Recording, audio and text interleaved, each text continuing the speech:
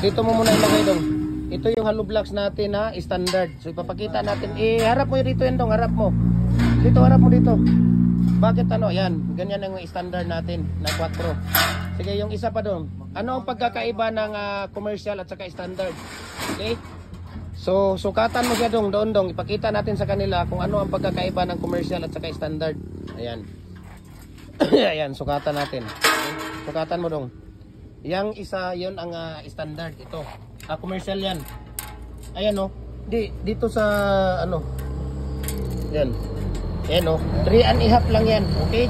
Ayan o. 3.5 lang talaga ang commercial. Okay? Yung butas niya 3.5 lang yan. Yung standard dong. Tingnan mo yung standard. Ayan o. Yung standard 4 talaga yan. Oh. Diba? Ayan o. 4 talaga. Yan ang pagkakaiba ng standard at saka commercial. Ang ginagawa namin dito sa araw-araw itong commercial.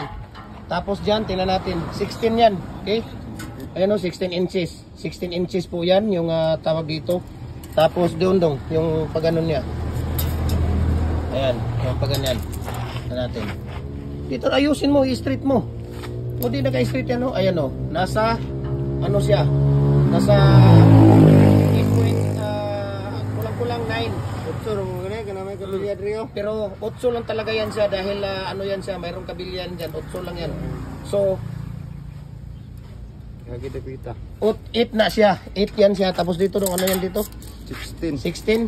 8 by 16 by 4 by 8 by 16, no? Yan talaga ang ano natin. Sige, ilagay mo na yan. Kuha ka ng ano, kunin mo nga yan dong.